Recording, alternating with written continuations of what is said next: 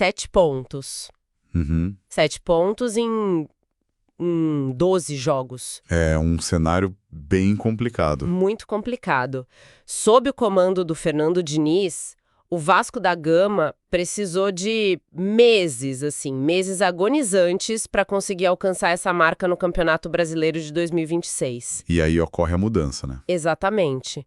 Aí ocorre uma troca de liderança, o Renato Gaúcho assume o controle do time e, ele conquista os exatos mesmos 7 pontos. Só que numa velocidade absurda. Sim, em apenas 3 jogos. 3. Caramba. Pois é.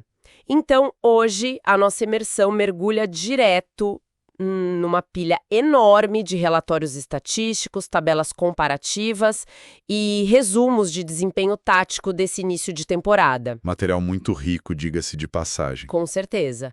E o nosso objetivo aqui é desvendar um dos estudos de caso mais fascinantes que a gente já viu sobre liderança, gestão de crise e, principalmente, psicologia de grupo. Exato, porque a grande questão é como uma simples troca de comando consegue alterar a realidade mental e matemática de uma equipe. E de forma quase instantânea. É quase mágica, né? Para quem estuda comportamento humano ou gestão corporativa, ou mesmo para quem só adora entender como as engrenagens de um time funcionam, esses dados são um prato cheio. Com certeza. O que a gente tem em mãos aqui é um material riquíssimo, sabe? Esses relatórios não falam só de futebol. Eles documentam com uma precisão cirúrgica o que acontece quando um grupo de pessoas atinge aquele limite do esgotamento cognitivo e, de repente, recebe um choque de realidade. É uma quebra de paradigma total, né? Totalmente. É uma quebra de paradigma absoluto sobre como a gente enxerga a recuperação de sistemas que estão em falência. É, porque, existe um dogma gigantesco no mundo corporativo e esportivo que dita basicamente o seguinte: toda grande mudança exige um período de transição. A velha história de que dar um cavalo de pau num navio transatlântico demora, né? Exatamente isso. Que mudar a cultura de uma empresa leva muito tempo. Mas os números do Vasco em 2026 simplesmente implodem essa teoria. Implodem. Mas para a gente entender o impacto desse remédio chamado Renato Gaúcho, a gente precisa primeiro diagnosticar a gravidade da doença. Boa, vamos voltar um pouco então. Isso. E a doença, nesse caso, ela tinha raízes bem profundas no trabalho anterior. Os dados frios, eles contam a história de um ciclo que terminou numa exaustão absoluta. A passagem do Fernando Diniz, né? Isso. Que durou um total de 54 jogos. Bastante tempo. Sim, e nesse período ele acumulou um aproveitamento geral de 42%. Mas é crucial a gente contextualizar que não foi uma jornada fracassada desde o começo. Ah, não, longe disso. Os relatórios até destacam um brilho inegável no meio do caminho. Sim, culminou com o vice-campeonato na Copa do Brasil de 2025. Pois é. Ou seja, era um trabalho que tinha muitas virtudes. Levou o grupo a competir lá na prateleira mais alta de um torneio eliminatório nacional gigante. Tinha uma base ali. Tinha. Só que o esporte de alto rendimento, ele é implacável, sabe? Muito. Não dá pra você viver de um vice-campeonato do ano anterior quando o seu presente tá, desmoronando na sua frente. É. E o que me chama muita atenção nesses relatórios é que qualquer equipe de alta performance, não importa se você está lançando um produto de tecnologia ou jogando uma final de campeonato. Exige muito da cabeça, né? Nossa, consome muita energia mental para chegar no topo. E as fontes que a gente está analisando descrevem esse recorte final antes da demissão do Diniz, ali em fevereiro de 2026, com uma expressão muito forte. Eles chamam de reta final melancólica. É. E olha, a palavra melancólica que eles usaram é perfeita. Porque ela traduz justamente um estado de apatia. De não ter mais força, sabe? Exato. Não é só perder, é perder sem capacidade nenhuma de reagir.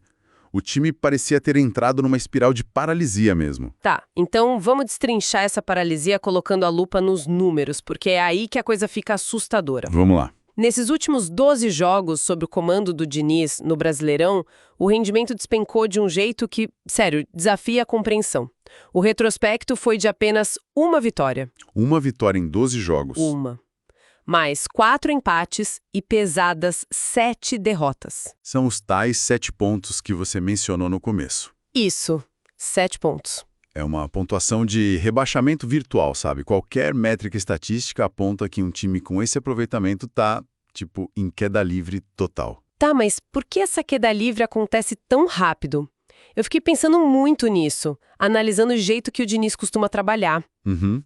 E cruzando com esses números de uma vitória em 12 jogos, me veio uma analogia muito clara à cabeça.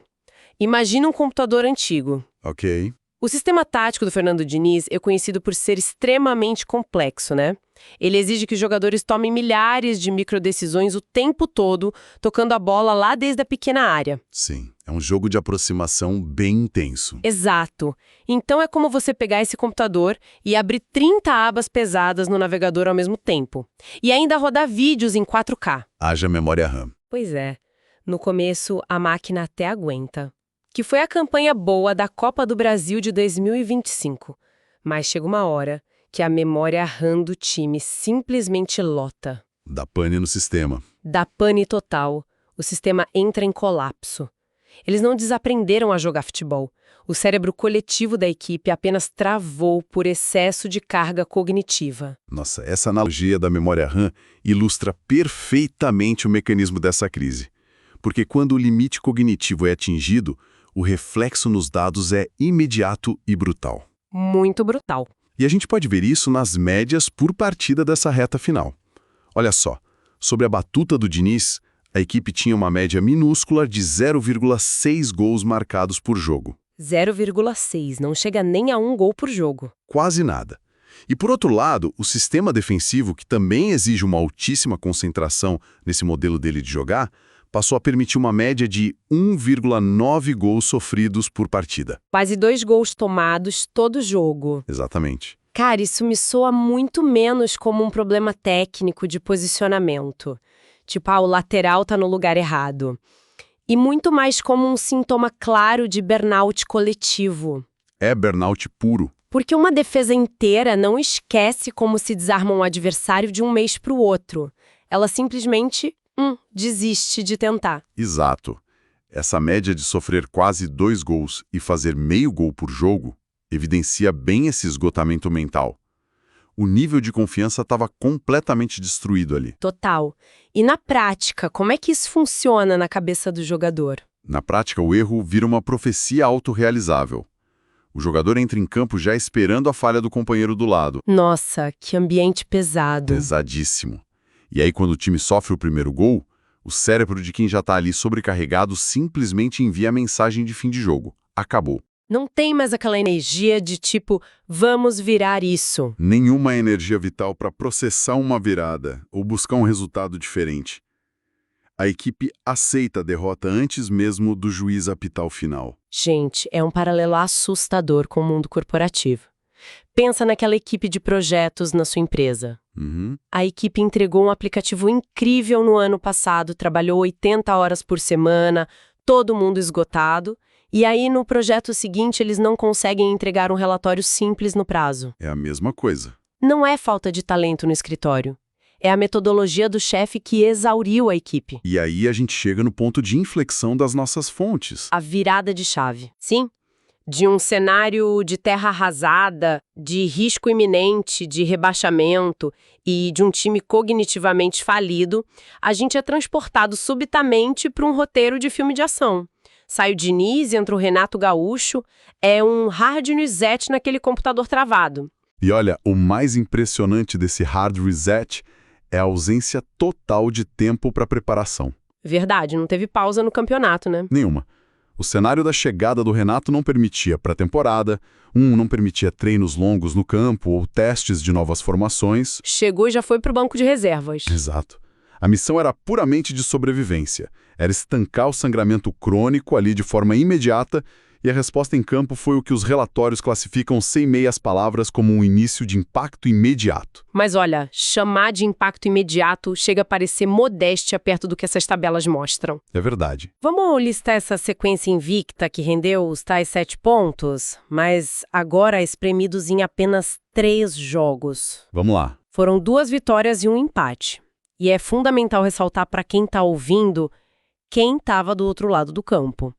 Porque não foram jogos tranquilos contra times lá da zona de rebaixamento, não. Onde o Vasco poderia ditar o ritmo do jogo, né? Exato. Foram verdadeiros testes de estresse. A sequência começa com uma vitória por 2-1 contra o Palmeiras. O Palmeiras, que é, praticamente uma máquina de consistência tática e física no Brasil já tem anos. Ganhar do Palmeiras não é para qualquer um. Não mesmo.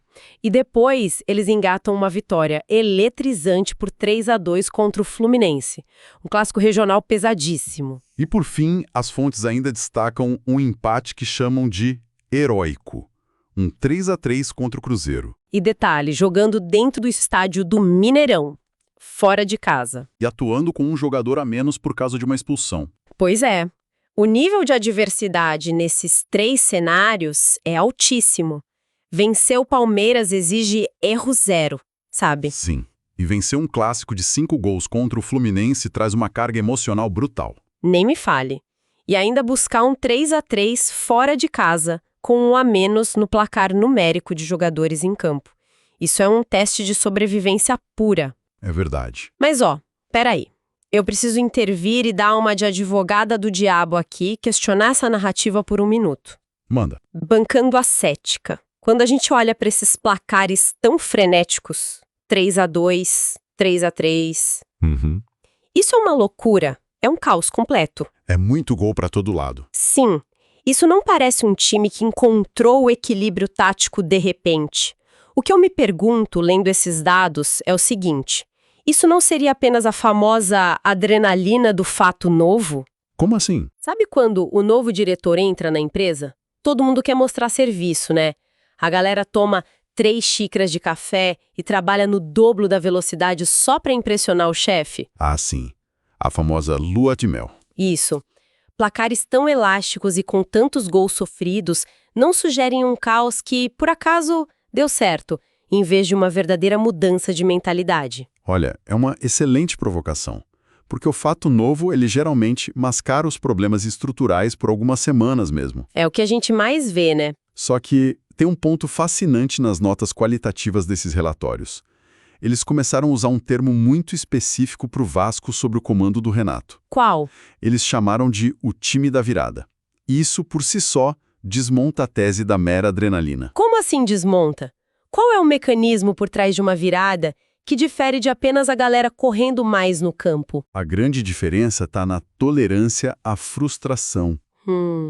Imagina que um grupo corre apenas por empolgação para impressionar o chefe novo, como você falou. Essa energia, ela desaparece no primeiro obstáculo. Faz sentido. Se toma um banho de água fria, já era. Exato. Se o time sofre um gol do Palmeiras ou do Fluminense, a empolgação evapora na hora. E aí os velhos fantasmas da era Diniz, aquela paralisia cognitiva, deveriam voltar instantaneamente. Mas não foi o que aconteceu. Não mesmo. Reverter placares desfavoráveis contra times gigantes exige a reconstrução imediata do circuito de recompensa no cérebro dos atletas. Explica melhor isso. O líder ali não precisa dar um nó tático no adversário em 3 dias de treino, isso é impossível. Ele precisa, na verdade, convencer o jogador de que sofrer um gol não é uma sentença de morte. Ah, nossa. Isso faz todo sentido. É uma mudança no ciclo da dopamina do grupo. Exatamente isso. Porque, pensa bem, antes, o gol sofrido era o gatilho perfeito para a desistência. Era tipo, acabou. E com o Renato? Com o Renato, o gol sofrido virou o gatilho para a agressividade, para o combate. Ele restaurou o instinto de sobrevivência deles. Perfeito. Ele pegou aquele computador que estava travando com excesso de abas complexas, né? Fechou todas elas de uma vez e disse, pessoal, vamos rodar só o programa de sobrevivência básica hoje. Se a gente levar um soco, a gente devolve na mesma moeda. Foi exatamente isso. Você colocou perfeitamente. E é por isso que a análise de gestão de crise encontra tanto valor nessa história. O que o Renato fez foi simplificar a mensagem ao extremo. Isso destravou eles. Completamente. Ao remover o peso de uma metodologia tática hipercomplexa que não funcionava mais para um grupo exausto, ele destravou a capacidade de reação natural das pessoas. E aí os números que resultam dessa simplificação, são de cair o queixo. Bom, já que a gente está falando de mentalidade e de números, Vamos materializar isso naquela tabela comparativa das fontes. Porque quando a gente sobrepõe as estatísticas das duas gestões, o abismo matemático é, sem nenhum exagero, um dos contrastes mais absurdos que já cruzaram aqui a nossa mesa. É gritante. Vamos pro choque de eficiência. Lembre-se do que a gente falou agora há pouco. Nos seus 12 jogos finais, o time do Fernando Diniz marcou um total de 8 gols, aquela média sofrida de 0,6. O time do Renato Gaúcho marcou os mesmos 8 gols, só que em apenas 3 jogos. A produtividade ofensiva sofreu uma ignição ali impressionante. Nossa, saltou de 0,6 para absurdos 2,6 gols por partida da noite pro dia. É um salto muito grande. Demais. O ataque que estava num jejum severo, precisando de 12 rodadas para conseguir balançar a rede 8 vezes, de repente ele acorda e passa a operar com a potência máxima de fogo. Eles marcaram em todos os jogos dessa nova era. Só que se o salto ofensivo chama a atenção, pela quantidade de gols marcados, é o impacto no sistema defensivo e no saldo de gols que dá a verdadeira dimensão da mudança. Sim, vamos olhar o saldo. Acompanhando a tabela comparativa aqui, a defesa sob o comando do Diniz foi vazada 23 vezes naqueles 12 jogos de declínio. Muito gol. E a defesa com o Renato sofreu 6 gols nos 3 jogos. É verdade que a equipe ainda sofreu gols em todas as partidas com o Renato, o que prova aquele seu ponto inicial sobre o caos e o placar elástico. A defesa não ficou intransponível. Eles ainda levaram 6 gols em 3 jogos, o que ainda é uma média de 2 gols sofridos. O caos ainda estava ali operando. O caos estava ali, mas a grande diferença matemática reside no indicador final, o saldo de gols. Esse número dói. Ele resume a tragédia de um lado e o alívio do outro. O Diniz encerrou essa reta final com um saldo estarrecedor de 15 gols negativos. Menos 15. Menos 15. Era um rombo nas contas do time. O rombo. E o Renato Gaúcho, absorvendo o caos, rebatendo os golpes e marcando mais gols do que sofrendo, fechou essas 3 primeiras rodadas ostentando um saldo positivo de mais 2. Gente, de menos 15 para mais 2. Ele pegou um déficit gigantesco e colocou a operação de volta no azul em menos de uma semana. Pois é. Eu acho que o Banco Central devia contratar o Renato Gaúcho para resolver o déficit público do Brasil, porque a velocidade da recuperação é uma insanidade matemática. É uma boa ideia. E a lição escondida dentro desse saldo de gols é o que torna essa análise tão vital para a gente. Se conectarmos isso ao quadro geral da liderança de grupos, essa tabela se torna a prova definitiva de que o talento ele raramente evapora. A capacidade técnica, o chute, o passe, a visão de jogo, tudo isso ainda estava no elenco. Claro que estava. A mesma equipe que foi vice-campeã em 2025 estava lá fisicamente presente naqueles 12 jogos de queda livre. A peça de hardware era exatamente a mesma. O problema era o software. Exatamente. O potencial estava lá dentro do vestiário, só que ele se encontrava aprisionado por uma abordagem que não cabia mais naquele contexto de pressão. O que os dados ensinam aqui é que, muitas vezes, o líder não precisa ensinar os subordinados a realizar o trabalho deles de novo. Eles já sabem o que fazer. Sabem, o líder precisa diagnosticar o que está travando a execução e aí remover essa barreira. E foi a mudança de tom, né? A troca daquela exigência tática exaustiva por uma gestão focada na confiança e na simplificação do jogo, isso destravou números dignos de um campeão instantaneamente. Sim. E isso é o que a gente pode chamar de o mito do período de transição. Existe essa crença muito generalizada no mercado de que consertar algo que está muito quebrado exige meses de reuniões, sabe? Alinhamentos, pequenas mudanças incrementais e muita paciência. É o padrão. Mas os relatórios do Brasileirão de 2026 nos provam o oposto. Eles mostram que, quando o diagnóstico real aponta para um colapso cognitivo e emocional de um grupo de pessoas, a transição lenta é o pior remédio possível. Vai matando aos poucos. Vai. O que o sistema precisa mesmo é de um eletrochoque, uma ruptura imediata e radical na forma de comunicação e nas expectativas diárias. E essa ruptura tira o foco do medo de errar e transfere para a urgência de sobreviver. O Renato chegou, tirou aquele peso da obrigação de, temos que jogar bonito ou executar o esquema perfeito de saída de bola e implementou o competir a qualquer custo. Foi a salvação. Isso ressuscitou a confiança. Totalmente. E essa é uma síntese de valor fantástica que vai muito, mas muito além das 4 linhas do gramado. Com certeza. Compreender o mecanismo por trás desses números afeta a maneira como a gente lê qualquer crise. Se alguém que está nos ouvindo hoje gerencia equipes, lidera projetos ou até mesmo gerencia a própria rotina de estudos ou trabalho, o caso Vasco de 2026 é um lembrete visual super potente. E o que ele lembra? Que às vezes o problema não é a falta de esforço e nem a falta de talento.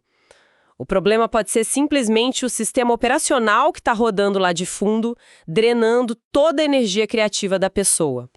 Mudar a chefia ou mudar a abordagem consigo mesmo pode estancar um sangramento crônico e ressuscitar resiliência em tempo recorde. Olha, o poder de um choque de gestão bem executado é de fato inegável. Vimos aqui, com toda a frieza das estatísticas, que a intervenção imediata salvou o grupo de um colapso total no curto prazo e trouxe de volta aquele espírito de luta necessário para competir contra gigantes. Palmeiras, Fluminense, Cruzeiro. Sim. Porém, se o nosso objetivo hoje é aprofundar a compreensão de verdade, essa narrativa de sucesso nos obriga a fazer uma reflexão crucial. Um questionamento de longo prazo que a gente não pode ignorar de jeito nenhum. Ixi, lá vem você estragar a lua de mel dos números. Manda a provocação. Vamos lá. Os dados confirmam que a equipe estancou a crise através de pura adrenalina, resiliência extrema e viradas dramáticas. Sim, o tal time da virada. Isso. Mas a grande questão é, até que ponto essa energia é renovável? Boa pergunta. Essas recuperações espetaculares, baseadas lá no limite emocional, jogo após jogo, elas são sustentáveis a longo prazo? Ou times esportivos e também empresas em processos de reestruturação profunda, que dependem quase exclusivamente dessa terapia de choque emocional, será que eles não correm um risco invisível de desabar de novo assim que o efeito da novidade passar? Assim que a dura rotina de um campeonato longo voltar a se instalar? Nossa! Essa é a pergunta de $1 milhão.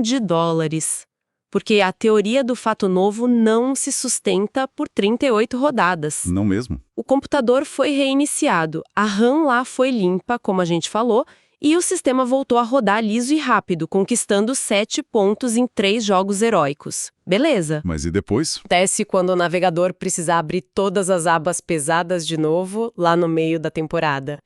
O barco deixou de afundar e a tripulação voltou a remar freneticamente contra a maré. Mas será que só esse instinto de sobrevivência é suficiente para cruzar o oceano inteiro? Fica aí a dúvida. Pois é. Fica aí uma baita reflexão para todo mundo continuar matutando.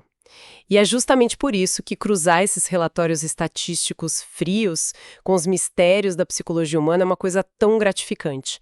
A gente passa a ler os movimentos do esporte e do mundo corporativo de uma forma muito mais inteligente. Foi excelente dissecar tudo isso hoje. Um abraço e até a nossa próxima imersão.